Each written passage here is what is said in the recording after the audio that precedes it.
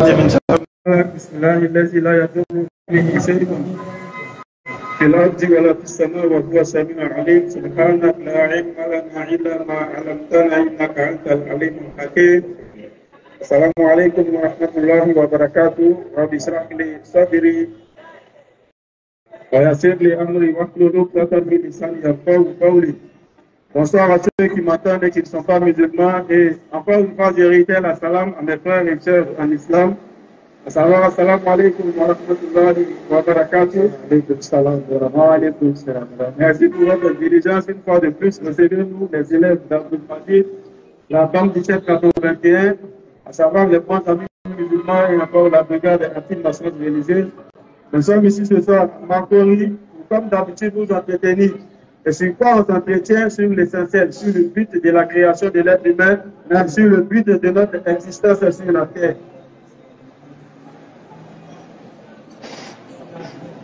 Sur le but de notre existence sur la terre.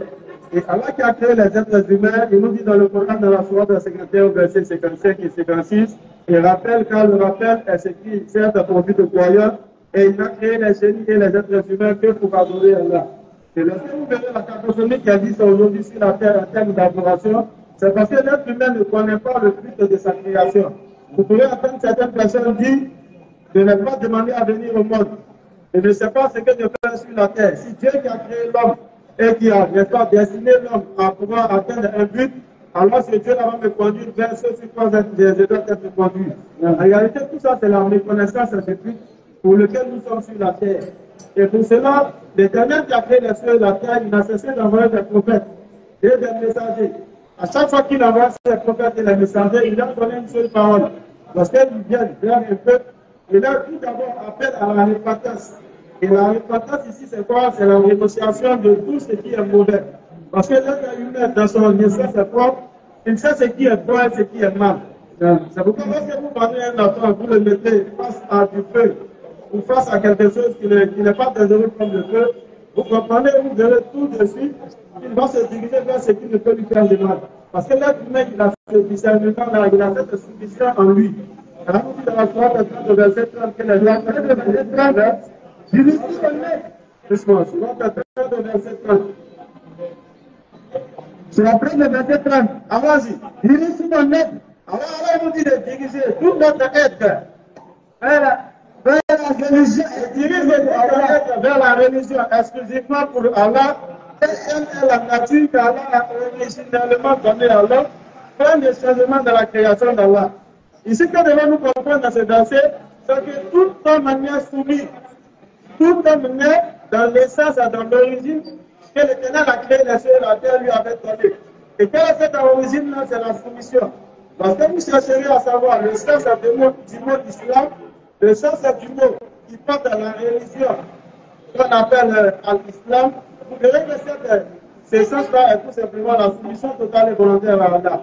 C'est pourquoi on a pour habitude de dire que tous les prophètes qui ont apparu sont musulmans. Tous les prophètes que l'Éternel a envoyés sur la terre, avec la sourate de verset 84, ont tous prêché une seule religion, ont tous prêché une seule direction, ont tous prêché, n'est-ce pas, une seule soumission qui est la soumission totale et volontaire à l'Éternel qui a créé les cieux et la terre. Sourate 3 à partir du verset 84, verset 84, sourate 41, verset 12 aussi. Dis, nous croyons en Allah. Alors il dit, oh Muhammad, nous croyons en Allah. À ce qu'on a fait descendre sur nous. Nous croyons à ce qui a été descendu sur nous, à savoir les musulmans.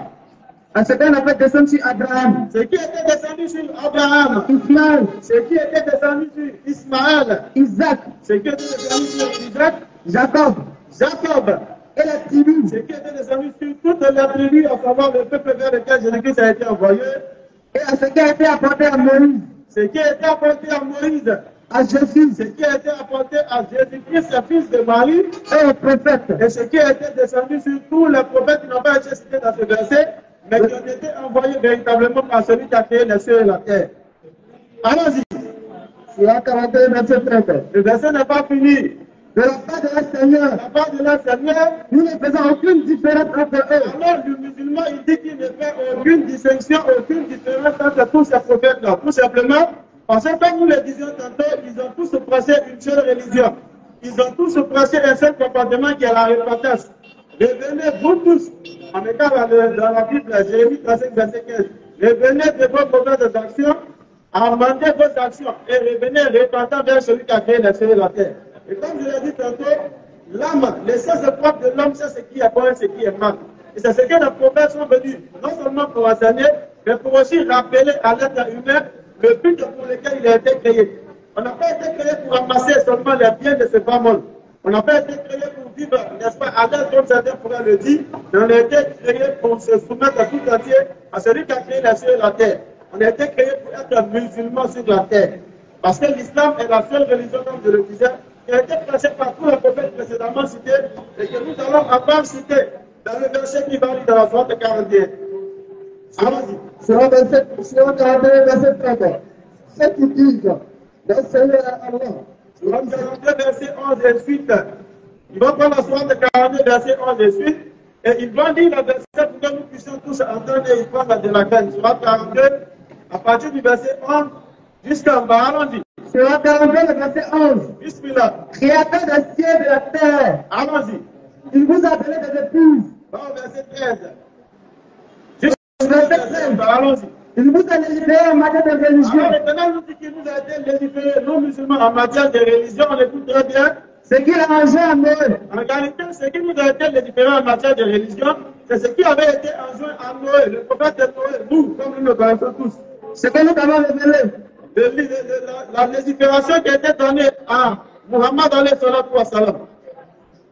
Ainsi que ce que nous avons enjoint à Abraham. Ce qui a été enjoint à Abraham, à Moïse et à Jésus. À Jésus-Christ, fils de Marie, établissait la religion. Alors il fallait tout simplement établir la religion. Et ne pas faire un sujet de division. Et ne pas en faire un sujet de division, parce que la religion, normalement, n'est pas faite pour diviser les gens.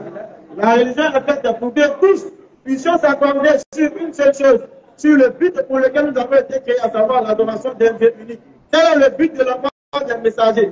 Venir établir la religion avec toutes ses règles, avec toutes ses doctrines, pour que les gens puissent s'aimer, pour que les gens puissent se rassembler autour de cette même doctrine, qui est la doctrine de l'unicité sans laquelle il ne peut avoir de religion envoyée véritablement par l'Éternel.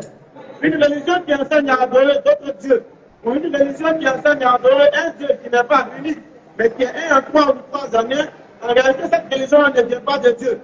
Parce que la religion, le socle de la religion, c'est l'unicité de Dieu. Un seul Dieu, unique de son adoration, unique de sa seigneurie, unique de ses noms et attributs. Il ne peut avoir trois dieux en un, ni un Dieu en trois. En réalité, tout ça, c'est la fausseté. Tout ça, c'est l'ivraie que le diable a mêlé dans le sang de blé. La religion, elle est une et indivisible, mais cette religion-là a une seule doctrine fondamentale, qui est le fait d'adorer un seul Dieu. Allons-y. Jérémie 35, verset 15. On n'a pas fini le verset précédent, sur 42, verset 13 de suite. C'est à quoi tu appelles les récitateurs par un homme. Allons-y. Allah est le verset 13 n'était pas fini. On va prendre le verset, ils vont le lire. Sur 42, verset 13 n'était pas fini. C'est à quoi? Oui, allons-y. Tu appelles les récitateurs. Oui. Là, tu as un homme. Alors, en réalité, lorsque nous disons que l'unicité est le socle, ça paraît énorme pour certaines personnes. Regardez, ceux pour qui ça paraît énorme, c'est ceux qui sont donnés pour habitude d'adorer des bois. Et lorsque nous leur disons qu'ils n'adorent pas Dieu, et qu'ils ont pris des bois, des grottes, ou même des statues pour divinité, ils disent non. En réalité, c'est des intermédiaires. Mais lorsque tu fais des doléances à une statuette, avec l'espoir que cette statuette puisse, n'est-ce pas, donner ou agréer, ou même donner suite à cette doléance, en réalité, c'est ce qu'on appelle adoration. Tu es en train d'adorer ces bois-là, ces statues. Et ça, c'est aujourd'hui, c'est à quoi les gens essaient d'appeler l'Afrique, ou même les Africains. En prenant sous la bannière du panafricanisme, le fait de retourner au fétichisme, le fait de retourner à la bassesse de l'homme. Parce que le fétichisme, en réalité, c'est une bassesse. Le fait de te soumettre à ta créature, la créature de l'homme, que l'homme a fait de ses propres mains, les gens vous appellent à vous soumettre à ces créatures-là. Tu ne peux pas mettre tailler un bois, tu ne peux pas tailler une bois et aller faire des doléances à cette boîte ou à ce bois en espérant que c'est celui qui représente cette boîte ou ce bois-là à qui tu es en train de faire des doléances. Ça vous verrez qu'ils ont sacralisé des montagnes, mais c'est plein de qui sont dans la pauvreté, dans la précarité. Vous verrez qu'ils ont sacralisé des poissons et ils se plaignent de la famine.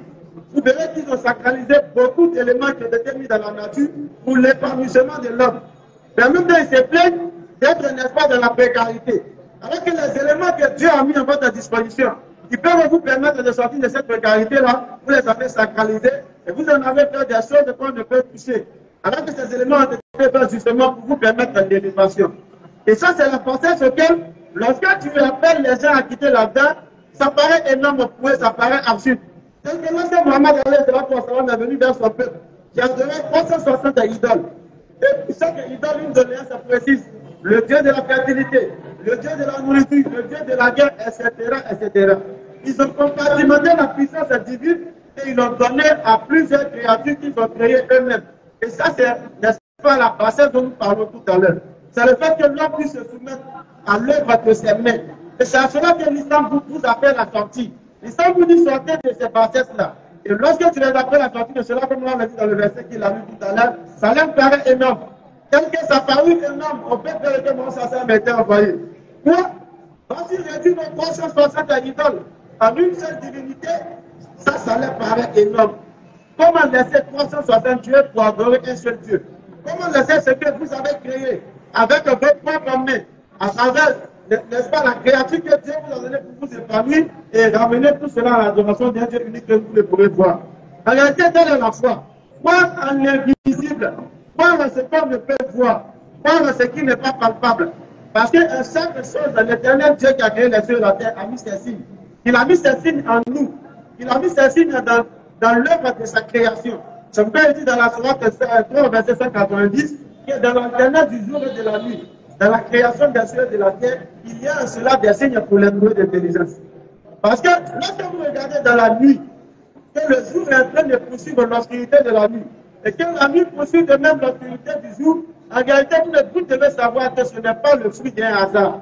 Lorsque les astronautes sont allés dans l'espace et qu'ils ont regardé l'alternance du jour et de la nuit, ils ont vu que c'est la manière Allah décrit cela dans le Coran. Comme deux éléments qui se poursuivent. Et exactement cela est décrit dans le Coran. Un élément qui poursuit l'autre et un autre élément qui poursuit l'autre. Voilà comment l'alternance du jour et de la nuit est décrit.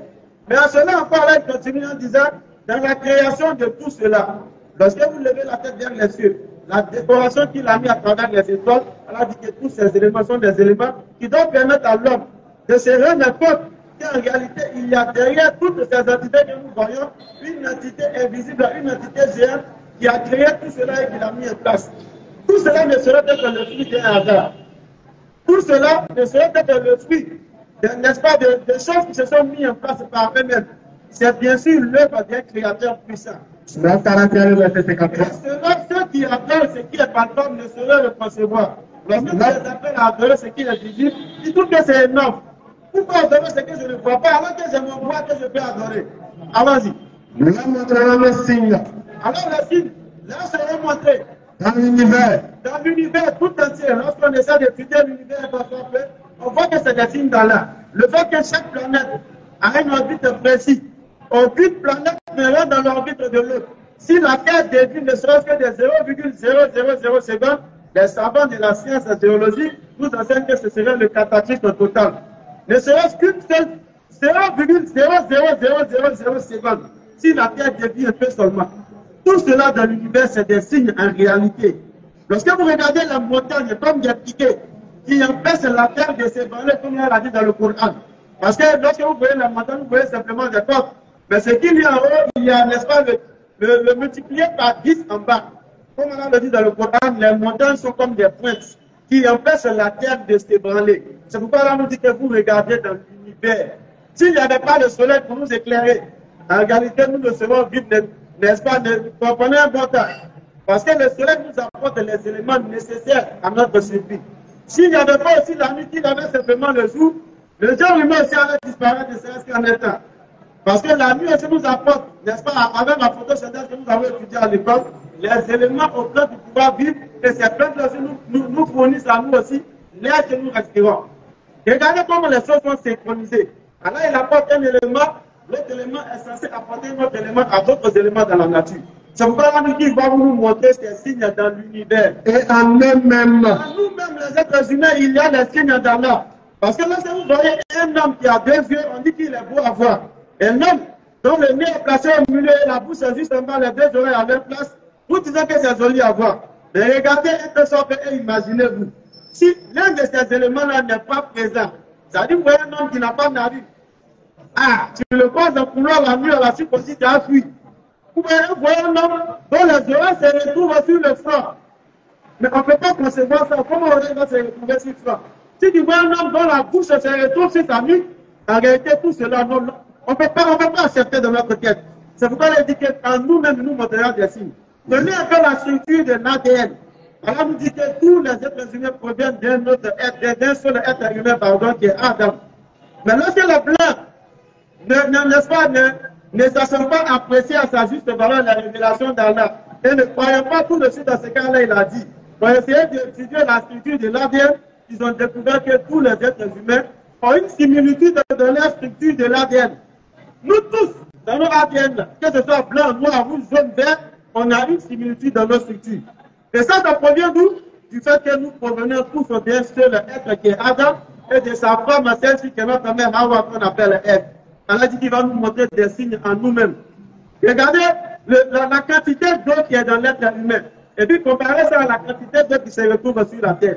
La terre est composée à plus de 71%, sinon 75% d'eau. De la même manière, le corps humain aussi est composé d'autant d'eau. Parce que l'eau, c'est ce qui nous permet de vivre. Allah dit qu'il a fait de l'eau toutes les choses vivantes.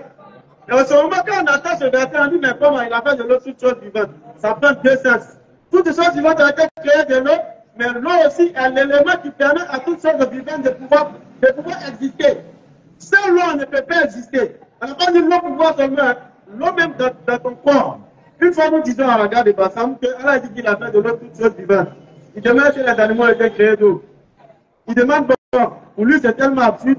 Est-ce que la terre que nous voyons est composée d'eau? Tout le monde a crié ce jour-là. Ah!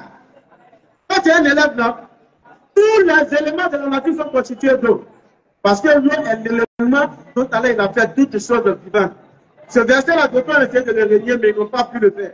Et ce soir, il y avait un doyen qui était là, je ne le vois pas, malheureusement, il est qu'il a fui, qui devait venir nous confondre sur, n'est-ce pas, la révélation coranique. Il dit non, le Coran contient des contradictions, il y a des versets sataniques dans le Saint-Coran. On va prendre la sourate 41, tu casses ce verset-là. Remonte au verset 36 ou 35. Sourate 41, verset 35, 36 par là. Vous allez voir qu'un seul verset, il n'est pas venu. C'est ça qu'il a eu peur peut-être. Un seul verset vient en réalité montrer que tout ce qu'ils disent, tout ce que Salman al-Rushdi, qui suit aujourd'hui comme un prophète, a essayé de dire sur le Coran, un seul verset du Coran vient faire tomber toutes ces faussetés-là. Un seul verset du Coran. Au verset 35. Allons-y. Au verset 36. Allons-y. Et si jamais. Écoutez bien. Et si jamais. Si, comme ils le disent, le Coran est le fruit, ou bien le Coran contient des versets du diable, ou des versets appartenant au diable, regardez ce qu'Allah dit. Et si jamais. Et si jamais. Le diable t'incite à agir autrement. Le diable va, n'est-ce pas, ne serait-ce que t'inciter à agir autrement. Alors Allah il dit quoi? Cherche un refuge auprès d'Allah. Mais si le Coran là, c'est le diable qui a fait, ou si le Coran contient des versets qui viennent du diable, pourquoi Allah dit de chercher un refuge auprès d'Allah contre qui? Contre le diable. Mais comment? Regardez, c'est l'absurdité totale. Et là, c'est la sourate 4, verset 82 qui est en train de se révéler comme étant vrai. Si le Coran provenait d'un autre Allah, ils allaient y trouver même des contradictions. C'est pourquoi lorsque nous éprouvons les différents livres qui disent être saints, à la lumière de ce verset 80 de la sourate 4, on voit qu'en réalité, Allah l'a dit vrai.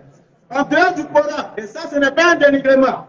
Ce n'est pas, n'est-ce pas, une réponse à la foi de quiconque. En dehors du Coran que les musulmans utilisent, il n'y a aucun livre qui vienne de Dieu qui existe sur la terre aujourd'hui où on parle. Je l'ai dit et puis aussi arrêté. Il y a tant de contradicteurs. Il dit bien en dehors du Coran que les musulmans utilisent, il n'y a aucun livre aujourd'hui qui existe à la surface de la terre qui est véritablement envoyé par Dieu qui a créé les cieux et la terre. Pourquoi je le dis?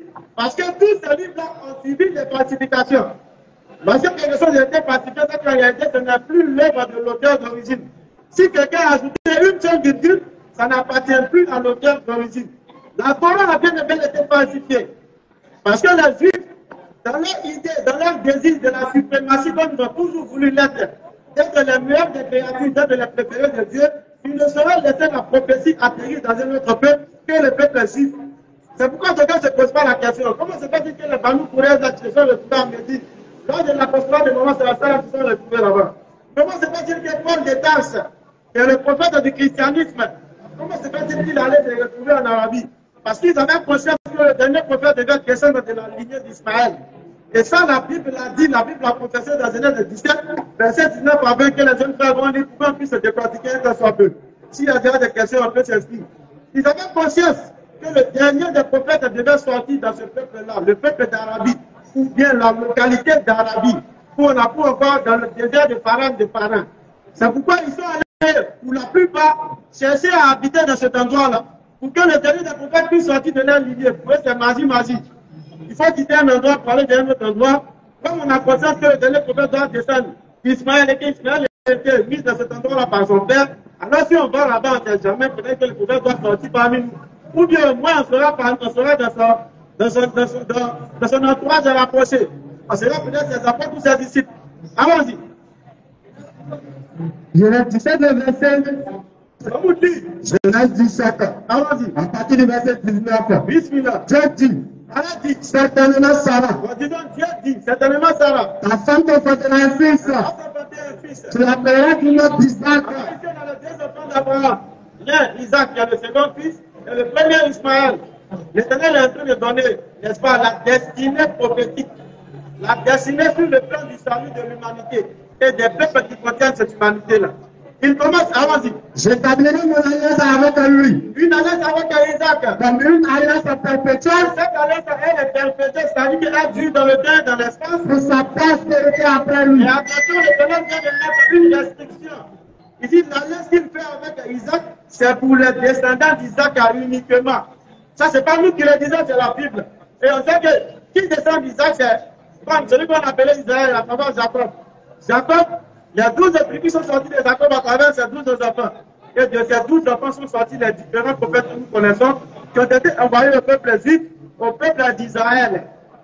Maintenant, la seconde alliance, la seconde bénédiction. À l'égard d'Ismaël. Maintenant, le premier fils d'Abraham, l'Éternel dit à l'égard de celui-là. Je t'ai exaucé. Il a exaucé Abraham. Voici. Je le bénirai. Alors il est béni. Contrairement à ceux qui essaient de dire que c'est un enfant bataille, c'est un mot du terme, à savoir que c'est un enfant qui est le fruit d'un adultère, l'Éternel dit qu'Israël est béni. Je le bénirai. Quiconque connaît l'histoire du roi David et de Uri, et de l'enfant qu'il a eu avec la femme de Uri dans l'illégalité, ne peut pas insinuer un soit peu que Ismaël soit un enfant bâtard ou un enfant maudit. Parce que l'Éternel il ne prend pas plaisir à ce qu'il y ait un enfant adultérin. Raison pour laquelle David, qui est celui qui plaît à ses yeux, l'homme selon son cœur qui est David, il a fait en sorte que ce qui devait donner à David de grâce, à savoir la construction de ce temple, a été donné au fils de David qui est Salomon. À cause de cet acte-là, il a fait en sorte que cet enfant ne puisse pas avoir longue vie. Mais comme les gens ne s'étudient pas, ils se lèvent comme ça et puis ils croient pourquoi, ce qui est en train de dire, c'est du charabia pour certains parce que c'est lourd pour eux. Parce qu'ils n'étudient pas. Dieu leur a donné un raisonnement, une intelligence pour pouvoir le rechercher lui. Mais ils ne font que suivre malheureusement ou dernièrement. Ils suivent pour suivre. Sinon, celui qui étudie réellement, c'est différent des critiques que je suis en train de parler, il ne sera suivre une autre voie que la voie de l'islam. Allons-y. Voici Ismaël. Je le bénirai. Un enfant bâtard ne peut pas être béni par l'Éternel. Un enfant adultéré ne peut pas être béni par l'Éternel. Je le rendrai fréquent. Je vais parler dans le sens de la prophétie, bien sûr. Sinon, l'enfant adultéré n'est pas responsable de l'acte de ses parents. Mais je parle dans le sens de la prophétie. Allons-y. Je le rendrai fréquent. Alors il sera fécond. Et je le multiplierai à l'infini. À l'infini, il sera multiplié comme Abraham devait être multiplié à l'infini dans Genèse 17, verset 2, verset 4. Allons-y. Il engendrera 12 princes. Alors il était censé, où il sera censé engendrer 12 princes. Et je ferai de lui une grande nation. Il fera de lui une grande nation. Voilà que la bénédiction d'Ismaël n'est pas limitée dans le temps et dans l'espace. C'est une bénédiction qui s'étend à l'infini, comme celle que l'Éternel a fait à Abraham dans Genèse 17, qui va lire verset 2, verset 4 et verset 6 et 6. Au verset 2. Allons-y. J'établirai mon alliance entre moi et toi. Avec Abraham maintenant. Je te multiplierai à l'infini. Quand il a dit pour le fils d'Abraham qui est Ismaël. Au verset 4. Oui. Voici mon alliance que je fais avec toi. Allons-y. Tu deviendras comme une multitude de nations. Homme Abraham. Au verset 6. Allons-y. Je te rendrai fécond à l'infini. Homme Abraham. Je ferai de toi des nations. Oui. Et des rois sortiront de toi. Voilà que celui qui devait hériter de cette promesse de Genèse 12, verset 3. Donc l'Éternel dit à Abraham que je te multiplierai à l'infini et toutes les nations de la terre seront bénies par toi. Je bénirai ceux qui te béniront, je maudirai ceux qui te maudiront. Se réalise bien et bien à travers les propos de celui-ci, à travers son fils Ismaël. Et lorsque nous regardons même dans la pratique, qui sont ceux qui, matin, midi, soir, bénissent le nom d'Abraham à travers l'une des formules qu'ils récitent dans leur religion. C'est les musulmans, la salat ibrahimiyya. Nous demandons des bénédictions d'Allah sur Ibrahim et sur sa famille. Et sur sa famille, ça contient bien et bien tous ceux que vous connaissez qui sont descendus d'Abraham. Ceux qui bénissent Abraham aujourd'hui sont ceux qui réalisent la prophétie de Genèse 12, verset 3, à savoir ce sont bien et bien les musulmans. Et toutes ces écritures sont claires, chers frères et sœurs. C'est pourquoi lorsque ce prophète-là apparaît, Matthieu 1, verset 1, que les jeunes frères m'ont calé tout à l'heure, automatiquement l'Éternel lui donne déjà une indication. Encore Matthieu 1, à partir du verset 1, Surah de Baqarah, Surah 2, à partir du verset 127. Allons-y. Matthieu 1. Matthieu 1, le verset 1er. Allons-y.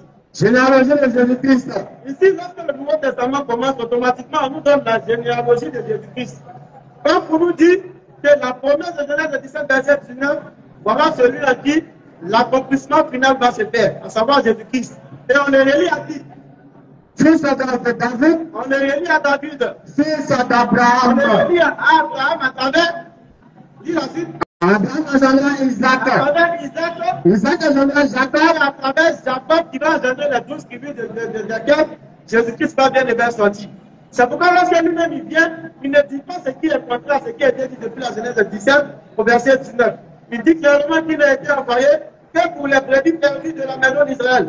Et lorsque nous le disons, d'aucuns sont plus dans 1% chrétiens qui croient en Jésus-Christ, alors sachez, vous qui le pensez et vous qui le dites, que Jésus-Christ n'a jamais, au grand jamais, connu le mot chrétien, ni connu une religion qu'on appelle le christianisme. Ça peut paraître blessant, mais c'est la pure vérité, c'est la pure réalité, c'est la réalité biblique et c'est la réalité coranique. Jésus-Christ n'a jamais connu une religion qu'on appelle le christianisme. Il n'a jamais connu un de ses disciples ou appelé un de ses disciples du nom de chrétien. Il ne sait même pas d'où ça vient. Ça veut dire que si aujourd'hui on le met sur la terre à Macron ici, et puis on présente des gens à lui comme étant ceux qui le suivent, et quand on dit voilà les chrétiens qui le suivent, il dira mais d'où vient-il? Parce qu'il ne connaît pas ce nom-là.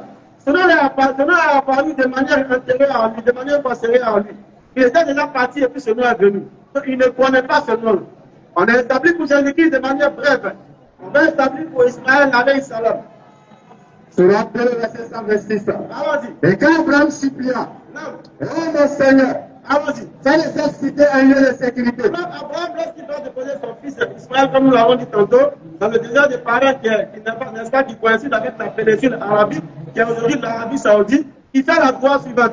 Oh mon Seigneur, Oh mon Seigneur, ça nécessité un lieu de sécurité. il nécessité un lieu de sécurité. Et fais attribution d'esprit à ceux qui parmi ses habitants auront cru en Allah. Déjà, il est en train de prier pour la cité. Allons-y. Et au jour dernier, Oui. le Seigneur dit, Allons-y. et quiconque n'aura pas cru, Oui. alors je lui concéderai une courte existence à ici-bas. Puis je le condamnerai au châtiment du feu dans l'au-delà et quelle mauvaise destination. Et quand Abraham et Ismaël, Alors ici, on entend clairement qu'Abraham et Ismaël se retrouvaient bien et bien dans cette localité qui va suivre. On va lire dans la suite. et quand Abraham et Ismaël élevaient les assises de la maison, Ici, la maison, c'est la Kaaba. Alors, dit qu'Abraham et Ismaël élevaient les assises de la maison de la Kaaba. Et tout le monde est unanime, tout le monde sait que la Kaaba se retrouve bien et bien en Arabie Saoudite, dans la Mecque. Alors, Abraham a été à la Mecque avec son fils Ismaël, duquel devait descendre le prophète Mohammed sallallahu alayhi wa sallam. Mais ce n'est pas encore fini. Allons-y. oh notre Seigneur, Il dit, oh notre Seigneur, à cette ceci de notre part, après avoir élevé les assises de la Kaaba, il demande à Allah d'accepter. L'humilité de l'adoration. Il ne se dit pas que comme il est l'ami intime, le privilégié de Dieu, alors sa prière est, n'est-ce pas, d'office acceptée. Et ça, c'est une leçon aujourd'hui pour nous. C'est une leçon pour nous qui divinisons des êtres humains. Nous qui divinisons et qui rendons saints, qui sacralisons des êtres humains comme nous. À savoir, lui, là, quand on prie, quelqu'un il prie, ça prend forcément. Mais qui donc nous a donné cette certitude-là? Est-ce que nous avons été associés à Allah dans le fait de savoir la prière de qui est acceptée ou pas? Est-ce que nous savons ce qu'il fait lorsqu'il est dans son intimité avec Allah? Est-ce que nous savons la relation réelle qu'il a avec son Créateur? C'est pour nous anciens, mais pour nous, on ne sait pas forcément. Parce qu'elle dit, Allah tout ça pour. Et alors, lorsqu'il dit cette parole, elle ne le dit pas, ne le fait pas de manière anodine. Et que personne ne vante sa pureté. Parce que Allah, il est le seul à savoir celui en réalité qui est saint. Parce qu'on peut avoir l'apparence bien saint. On peut avoir l'apparence d'une personne qui ne commet pas de mauvaises actions. Mais lorsqu'on se retrouve seul avec nos salatiques, lorsqu'on se retrouve seul dans le bois, ou on pense qu'elle ne nous voit pas, nous sommes les plus grands désobéissants. Alors Abraham nous donne cette leçon d'humilité-là. Dieu qui est l'ami intime, le privilégié d'Allah, le père du monothéisme, celui qu'Allah a pris ami intime dans la sourate de dans le verset 124 de la sourate de 14, je crois, ou de la sourate 17, lorsqu'Allah il prend Abraham pour ami privilégié, il dit dans ce verset-là que Abraham, après avoir prié, après avoir accompli un acte qui est très très grand, à savoir élever les assises de la Kaaba, il demande à Allah d'accepter. Logiquement, on aurait pu se dire, mais d'office, ce verset-là, d'office, par exemple, cette action-là est acceptée par Allah. Maintenant, il finit de faire une très très bonne action. Une action qui allait marquer l'humanité tout entière jusqu'à la fin des temps. Et il demande à Allah d'accepter cette action-là. Combien de fois nous on prie et qu'on a la certitude que ce qu'on a dit de cette prière-là est accepté? Combien de fois on fait la bonne action et qu'on a la certitude que notre bonne action a été acceptée? Combien de fois? L'infatuation, c'est ce qui tue nos actions, chers frères et sœurs. Abraham nous donne cette leçon d'humilité-là. Après avoir élevé les assises de la Kaaba, il demande à Allah d'accepter cette œuvre qu'il vient de faire. Parce que Allah, il est celui qui entend et qui sait tout. Allons-y. Au verset 128. Verset suivant. Faites-nous tes soumis. Allahu Akbar. Abraham étant musulman, étant l'ami intime privilégié d'Allah, il demande à Allah encore de faire de lui un soumis. Et de notre descendance, fais que nous soyons soumis à ta volonté. Fais que nous soyons soumis à toi, oh Allah. Alors qu'Abraham, on le sait tous, c'était instinct. Abraham, c'est celui qui a rejeté son père qui adorait les idoles. Alors qu'il était adolescent. Alors que son père était le gardien des idoles. Mais il a rejeté cette adoration-là. Mais lui, encore, il vient demander à Allah de faire de lui un soumis. Chers frères et sœurs, combien de fois l'infatuation tue nos actions? Combien de fois, en tant que prédicateur, en tant qu'imam, en tant qu'oustaz, en tant que chefou, on se proclame comme étant des amis d'Allah. C'est nous qui sommes dans le secret de celui qui a créé les cieux et la terre. C'est nous qui, n'est-ce pas, le prophète se révèle à nous et puis on donne des secrets. Le prophète vient donner ce qu'il n'a pas donné durant sa prophétie à nous. Combien de fois on prétend ce genre de prétention parvenue? Combien de fois? Abraham, l'ami intime d'Allah, notre Seigneur, il demande la soumission à Allah. faites-nous tes soumis. Alors qu'il est déjà soumis, mais il demande à Allah d'être soumis encore. Allons-y. Et de notre descendance, Allah dit de la descendance de celui-là. une communauté soumise à toi. Une communauté soumise doit sortir parce qu'il a non seulement élevé ses enfants selon le monothéisme, il leur a enseigné l'adoration d'un Dieu unique, mais encore il demande à Allah de faire de ses descendants un peuple soumis à Allah. Allons-y. Et montrez-nous le recueil, faites-nous le repentir. Abraham connaissant la volonté de Dieu dans ce qu'il lui ordonne. Abraham étant obéissant de la volonté de Dieu, mais il demande encore à Allah non seulement de faire de lui un soumis, de faire de sa descendance des soumis, mais il demande à Allah de lui enseigner les rites sacrés, les rites de l'adoration. Il ne se proclame pas comme étant celui qui a envoyé une adoration particulière, une adoration précise, qui est meilleure que d'autres adorations. Abraham ne le fait pas. Abraham, il demande à Allah de lui enseigner les rites d'adoration. Enseigne-moi les rites d'adoration. Continue.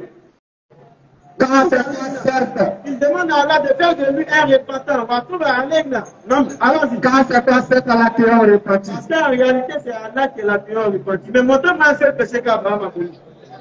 Abraham a commis quel péché? Et puis il demande à Allah de faire de lui un repentant. Combien de fois on refuse de se repentir? Le simple explique pas. Il faut faire astaghfirullah. Astaghfirullah. En tout cas, c'est trop. Tu es en ablution, tu n'es pas en ablution.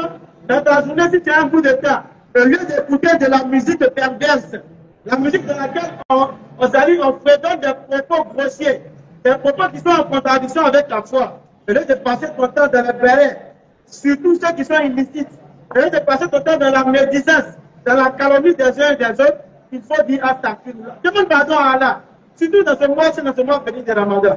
Mais combien sommes-nous à laisser ce qu'on lit dans le Coran? Combien sommes-nous à ne pas demander constamment pardon à celui qui nous a créés? Allons-y. Notre Seigneur, Alors il va faire la prière qui nous intéresse particulièrement dans le cadre du sujet qu'on a développé, à savoir la venue de Mohammed sallallahu alayhi wa sallam comme étant descendant d'Abraham à travers son fils à Israël. Il dit notre Seigneur, envoie-nous un témoin, il prie pour que Dieu envoie un de leurs, un messager parmi eux. parmi lesquels il a été, n'est-ce pas, séjourné, comme messager parmi Il a récité des versets. Que ce messager-là puisse leur réciter des versets. Il a enseigné le livre. Que ce messager puisse leur enseigner le livre. Et la sagesse. Que ce messager puisse leur enseigner la sagesse. Et la purifier. Et la purifier sera chrétien verset 107 comme écart. Allons-y. Car c'est pas certes Non. le puissant, le sage. Le puissant, le sage. Voilà la voie qu'Abraham a fait. Au-delà de la promesse de Genèse 17, Abraham étant dans le désert des parents de la péninsule arabique, il demande à Allah d'envoyer un prophète. Et des années plus tard, le seul prophète qui s'est auto-proclamé comme étant venu de Dieu et qui a envoyé un livre qui a la perfection tout entière, qui ne contient ni ambiguïté ni contradiction, c'est le prophète Mohammed sallallahu alayhi wa sallam qui dit que c'est lui qui descend d'Ismaël. Alors il vient fonder la promesse ou la prophétie de Genèse 17, verset 20. À savoir que celui-là, il allait être pour un peuple, pour l'humanité, pas pour un peuple, pardon, mais pour l'humanité tout entière. Et cela, il vient le confirmer à l'instant de Jésus-Christ, qui a aussi confirmé le sens de sa mission dans Matthieu 15, verset 24, à savoir qu'il était envoyé que pour être précis, à savoir les brebis perdues de la maison d'Israël. Mohammed sallallahu alayhi wa sallam, il vient dire ceci. Et nous les avons envoyés comme miséricorde pour l'univers. Pas pour un peuple précis, pas seulement pour l'humanité, mais Mohammed alayhi wa sallam a été envoyé pour l'univers tout entier. Confirmation, nous avons eu les deux confirmations de Genèse 17, verset 19 et Genèse 17, verset 20. À savoir, Genèse 17, verset 19, nous avons Isaac. La promesse d'Isaac, c'est pour sa postérité. Après, Jésus-Christ, il vient le confirmer. Il a été envoyé que pour les descendants d'Isaac. Nous avons un autre prophète qui est descendu dans la péninsule arabique, ça va le frère Moussa Salam. Et celui-là, il vient, il dit qu'il a été envoyé pour l'univers. L'Éternel a dit à Abraham, je te multiplierai à l'infini. Et cet infini, la nul ne peut le compter. Et quand on ne peut pas le compter, c'est de la même manière, ceux vers qui Mohammed sallam est venu, on ne peut pas aussi les dénombrer. Parce qu'il était envoyé pas pour un peuple précis, pas pour l'humanité seulement, mais pour l'univers tout entier. C'est pourquoi vous verrez que dans sa prophétie, il a réclamé, il a ordonné à ce qu'on donne le droit des animaux, à ce qu'on donne le droit des végétaux. Il a donné des paroles, des vieux prédécesseurs avant lui, dans lesquels vous verrez que quelqu'un qui fait miséricorde à un chat va au paradis à travers ce acte-là. Et il nous envoie à ne pas maltraiter les animaux, à ne pas faire ce qu'on appelle aujourd'hui le braconnage, tuer les animaux pour les tuer ou pour leur fourrure. Comment ça va, il a donné le droit des animaux. Il a aussi donné le droit des végétaux, les arbres. On ne coupe pas un arbre tant que ça ne dispose pas les arbres. Tant que ça ne contient pas un obstacle ou quelque chose qui va mener la vie dure aux gens. Un arbre, c'est quelque chose qui produit de l'ombre. Un arbre, c'est quelque chose qui permet aux gens de se nourrir à travers ses feuilles ou de se soigner aussi à travers ses dépenses. Et pour ça, il nous a donné aussi le droit des végétaux. Alors, cette fois de choses, c'est à cette religion que nous nous appelons ce soir. La religion de Mohammed, qui n'est pas une religion dans laquelle on dit que le salut est destiné pour un peuple précis. Comme on peut le lire dans le livre de Jean 4, où on dit que le salut c'est pour les juifs, ou encore le salut qui est des juifs. Et pour moi, ça me dit non. Aucun peuple n'est meilleur qu'un autre. Aucune race n'est supérieure à une autre. Le seul critère, c'est la piété. Si tu crois en Allah et que les gens sont en abri du mal de tes mains et du mal de ta langue, et que tu ne peux pas couler le sang des gens impunément, il dit, toi, tu peux être le meilleur. Bien sûr, si tu as le socle qui est le target de l'unicité d'Allah, toi, tu peux constituer le meilleur des gens, la meilleure des créatures. Et c'est cette religion que nous vous appelons, cette religion de paix. La religion dans laquelle on ne te dit pas de donner notre jour.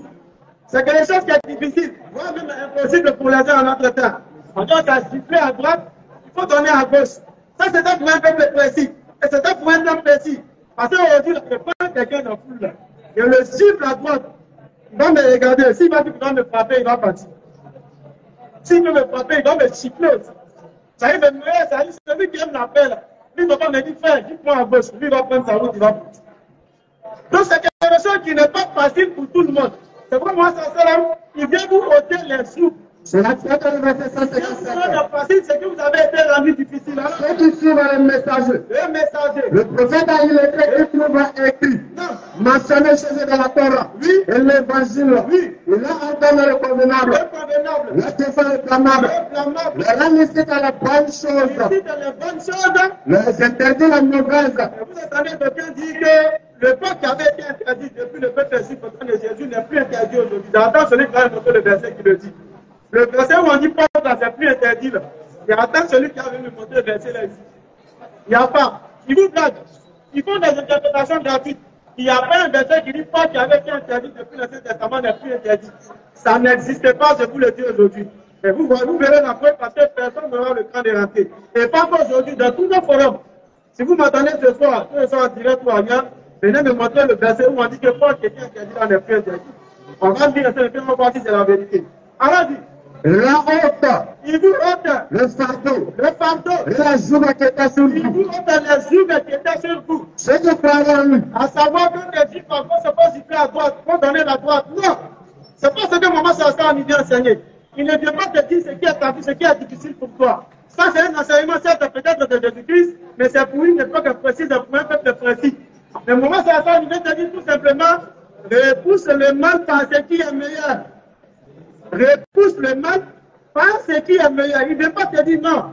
Ça, des juifs, par votre faut donner à toi. Tu sais que tu ne peux pas faire. Tu ne peux pas faire ça. Mais tout simplement, repousse le mal par ce qui est meilleur. Ça, au moins, tu peux le faire. Tu peux éviter de riposter à une attaque. Ça, tu peux le faire. Mais dis-moi d'attaquer ici, il faut dire non, venez m'attaquer ici, là. Vous m'attaquez ici, pied. Non. Repousse le mal par ce qui est meilleur. Tu peux t'empêcher de riposter face à une nouvelle action qui t'a été commise ou face à une injustice que tu as subie. Ça, c'est un enseignement qui est accessible à tous. Et c'est ce que maman Sassan vient vous enseigner.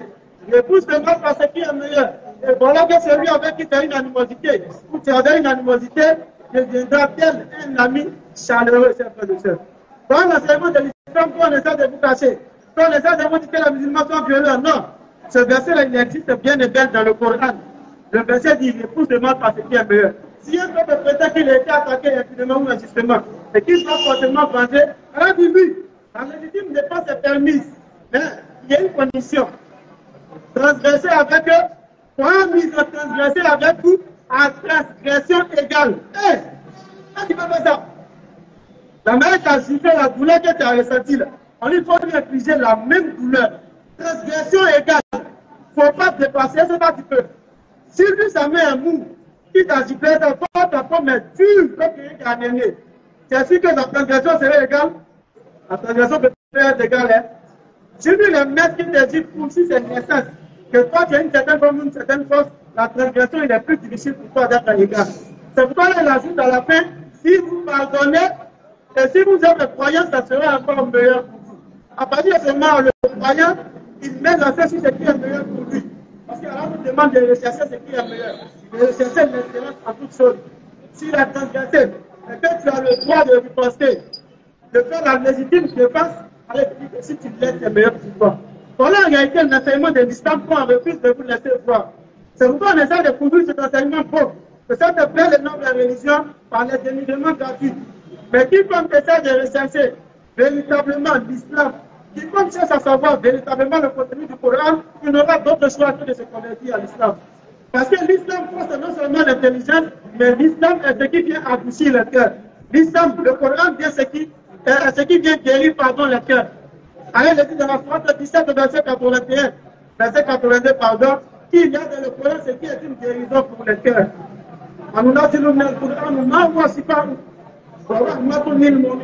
Et nous avons fait descendre dans le Coran ce qui est une guérison pour le cœur. Une guérison de l'envie, une guérison de la jalousie, une guérison du plus grand des mots, qui est non seulement le polythéisme, mais qui est aussi l'associationnisme. Ça, c'est la plus grande des maladies. Un cœur qui n'a pas, n'est-ce pas, le tawhid dans lui, il est attrait à tout sorte de mal. Tout ce qui est mauvais, vu comme les diables féticheurs, il va forcément être attiré vers ces choses-là. Non seulement ses passions, mais aussi ce qui va au-delà même de ses passions. Parce qu'il va toujours rechercher un certain plaisir. Et c'est à cela que l'islam vous appelle le tawhid. L'islam vous appelle à ce qui va guérir non seulement vos cœurs, mais aussi vos corps. Parce que la guérison du corps dépend du cœur. Nous ne parlons pas de ce qui est physique, mais nous parlons bien sûr de ce qui est spirituel. Bientôt les messieurs d'aller, si le frère ici. Salam alaikum. Nous avons une question anonyme où le frère demande quel conseil vous pouvez donner.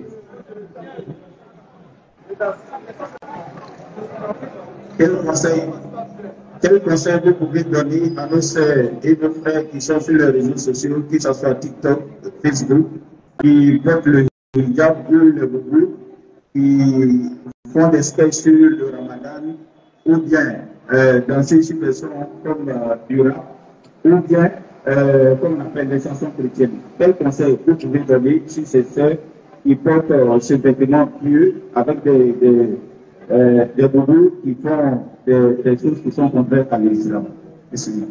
On a une crise réalité aujourd'hui. Avant-hier, c'était hier, j'étais sur les réseaux. J'ai vu encore une photo qui mettait à des polémiques. Pour une soi-disant musulmane, je ne sais pas si elle est vraiment musulmane, qui a revêtu le vêtement de l'islam, à savoir le voile. Ce n'est même pas totalement le voile, parce que c'est un voile qui a besoin de voile. Parce que c'est un moulin. C'est collé sur son corps. L'objectif du voile, c'est justement de préserver ses atouts. Pour ne pas qu'il soit visible pour tous les regards pervers. Préserver ses atouts-là. Mais ce qu'elle a apporté au contraire, ça vient coller sur ton corps. Ça veut dire que c'est prendre mon corps. Pas perdre du corps, hein. C'est prendre mon corps. Elle a porté un peu à mon corps. Et puis elle a prenait une position bizarre, adossée sur un balcon. Et elle mettait en valeur. Subhanallah. Elle met en valeur. Je ne sais même pas comment elle a dit ça, son corps sérieux. À la mosquée. C'était une mosquée, non? Oui, c'était une mosquée. Et ça a créé des polémiques.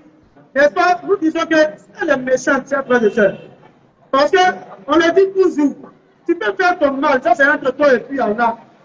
Si tu veux être la plus grande des vergondés, ça c'est entre toi et puis Allah. Nous, ce qu'on peut faire, c'est de t'exhorter. Et de s'exhorter nous-mêmes, parce qu'on n'est pas à l'abri aussi. Mais fais en sorte qu'un groupe de personnes puisse être vilipendé à travers toi. Non seulement c'est la méchanceté, mais au jour de la résurrection, si tu ne te réponds pas, tu vas payer pour tout ça. Parce qu'à cause d'elle, les gens ont commencé à dire des perversités sur les femmes voilées. Les gens ont commencé à avoir des imaginations malsaines. J'en ai capturé même et puis j'envoie à mes frères. Des imaginations, des fantasmes malsains sur les femmes qui portent le voile. Pour une femme qui décide de se préserver des regards pervers de ce monde, et on en sait, il y a beaucoup aujourd'hui. Les gens qui regardent, qui dévisagent la femme, au point même qu'ils ont déjà dévoré même à leurs yeux. S'ils regardent pour être finis pour là, ils ont fini tout bout qu'elle est dans la femme. S'ils regardent pour être déshabillés, ils ont déjà déshabillé la femme du regard. Ça, ça existe. Donc, il y a des femmes qui se couvrent. Elles se couvrent pour pouvoir, n'est-ce pas, se préserver de ce genre de choses. Mais toi, à cause de toi seul, les gens ont commencé à donner, à dire n'importe quoi sur ces femmes-là. Avoir des imaginations malsaines, des paroles indécentes vis-à-vis des femmes voilées. Alors que l'une des conditions du voile, c'est la pudeur. Parce que le voile même, c'est la pudeur. Donc tu peux pas te voiler et puis être impudique, c'est pas possible. Ça va même à l'encontre du voile. Donc moi j'ai commenté, j'ai dit, hey, allez regarder, allez faire un coup sur ton profil. Ce n'est pas une femme voilée.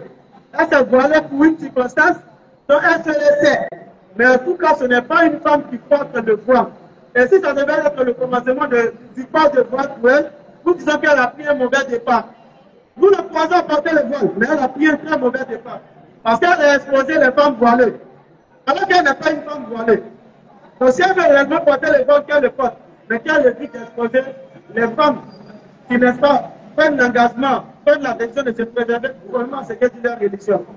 Et à ces personnes-là qui, n'est-ce pas, revêtissent le voile, souvent c'est un bon voile qu'elles ont porté, mais tu n'es pas en train de faire des danses sur le net. Elles sont en train de danser, mais en tout cas, en train de faire des danses perverses, des danses sont en revue de postérieur sur le net. Nous les disons de craindre Allah. Nous les recommandons à nous recommandons à nous-mêmes, ainsi qu'à elles, pour à ces personnes-là, de craindre Allah. Parce que tu portes un vêtement de pudeur. Comme Allah pourrait le dire, le vêtement de la piété, al-libas sous ta foi. C'est le vêtement de la piété qui te pousse à porter ce vêtement qui vient couvrir ton corps. Ça veut dire que dans ton cœur, tu as une certaine piété, une certaine crainte de ton Seigneur qui t'a poussé à aller porter le voile. Mais tu viens montrer à travers ces vidéos que tu fais. Parce qu'aujourd'hui, on peut être en public sans être dehors. L'endroit le plus, n'est-ce pas, l'endroit public le plus répandu aujourd'hui, c'est le net. Tu peux être dans la chambre, faire une chose que celui-même qui est au quartier dehors, sur la place publique, ne peut pas faire. Parce que toi, tu as le net. Tu publies quelque chose qui va aller jusqu'au bout du monde. Mais celui qui est dans son quartier, c'est qui va faire ça, reste uniquement dans son quartier. Donc aujourd'hui, là, tu portes le voile, tu dis que tu te couvres. Tu vas sur le net, tu poses ta caméra, tu es en train de t'exposer au monde. Mais au-delà de toi-même t'exposer, c'est qui est ton problème? Tu es en train d'exposer non seulement les femmes voilées, mais tu es en train aussi d'exposer toute la communauté musulmane du monde. Plus de 2 milliards de personnes. Toi, tu es en train de les exposer. à cause de ton mauvais comportement. Sur la place du verset 65. Allons-y. Et si tu l'as interrogé, Oui. il dira très certainement, Allons-y. vraiment, Oui. vraiment, Oui. nous ne faisons que bavarder. Non. Échoué. C'est-à-dire qu'ils vont minimiser les mauvaises actions. C'est ce qu'Allah il a dit. Ils vont minimiser les choses. Non, mais on ne peut pas s'amuser. Vous rendez la religion difficile. La religion n'est pas difficile. Mais la religion, c'est un engagement sincère que l'on prend. C'est pas un pied dedans, un pied dehors. Allah il dit dans la sourate 2, verset 208. Ya ayyuha allazina amanu, udkhulu fi silmi kaffatan. Rentrez en plein dans l'islam. 2 pieds dedans ou 2 pieds dehors. C'est ça l'islam. C'est pas un dedans, un dehors. On rentre en plein dans l'islam. On peut avoir des défauts, mais on travaille à ce que ces défauts-là puissent nous laisser, ou à laisser ces défauts-là. Mais on ne doit pas exposer ce genre de choses. Parce que quiconque expose ses mauvaises actions, en réalité, il est loin de la repentance. Parce que si tu es fier de ça dans l'exposer, ça veut dire que toi, c'est pas aujourd'hui que tu as été repenti. Donc, c'est ça, nous, là, disons, de Dieu d'Allah, et de quitter dans ce genre de mauvaises actions. Et le dernier volet, c'est ceux qui n'est pas, qu'on escache, pour essayer de. Selon eux, ils sont en train de sensibiliser les gens, selon eux. Mais ils oublient que 36, verset 70, Allah dit, moi, dans les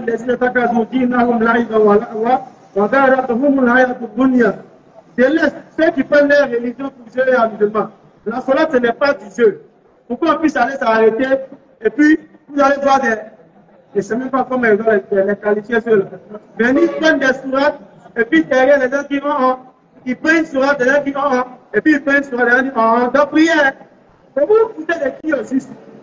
Vous vous foutez de vous-même ou vous vous foutez d'Allah? Parce que vous ne pouvez pas vous foutre d'Allah en réalité. En réalité, quiconque fait le mal, comme Allah le dit, il le fait à son propre détriment. Ceux-là, nous les disons d'arrêter, parce que l'islam, ce n'est pas du jeu. La religion, ce n'est pas de l'amusement. La chose pour laquelle ils ont essayé de tuer le messager Muhammad, ils ont tué nombre de ses compagnons. Les gens qui étaient dans la famille ne sont plus rentrés. Ils sont allés propager la religion. Ils ont dit à l'âge de plus en sortant, si on se voit plus dans Dunya, on se verra dans l'au-delà. Parce qu'ils sont allés propager l'islam. Donc c'est cet islam-là, vous voulez prendre pour vous amuser, pour vous entraîner à Allah. Et sortez de mauvaises actions, répétez-vous. Parce que si Allah va vous questionner sur ce que vous faites, en réalité, vous n'aurez aucun argument vis-à-vis d'Allah. Parce qu'il ne vous a pas envoyé à vilipender la religion, à utiliser la religion comme sujet de sketch, sujet de moquerie. Il vous a envoyé à aller transmettre son message. Transmettez le message. C'est ce qu'on vous a dit de faire. Mais il ne faut pas le faire en faisant, n'est-ce pas, des blagues avec la soie-là. En vilipendant sa religion et en montrant le mauvais côté de l'islam aux gens. Ça nous disons que ce n'est pas une action encouragée. Et ceux qui le font doivent, n'est-ce pas, revenir de cette mauvaise action. Alhamdulillah, on dit que c'était la dernière question et nous sommes pris par le temps. Nous avons été heureux d'être avec vous ce soir. Comme à l'accoutumée, ici c'est à partir de 16h30 à 17h, souvent prendre le temps jusqu'à 7h précise que nous sommes aujourd'hui. Informez les gens, informez vos amis, vos frères, vos collègues, pour que nous puissions venir ici échanger. Ici on accepte tout le monde, que tu sois chrétien, juif, musulman, bouddhiste, pétition, athée. Tout le monde est le bienvenu dans ce forum-là. On vient pour échanger fraternellement. Alors comme il est presque l'heure de la rupture, nous allons vous inviter à lever vos états ce soir et à tester de l'unicité d'Allah à travers ces propos qui vont suivre. أشهد أن لا إله إلا الله وأشهد أن محمد رسول الله صلى الله عليه وسلم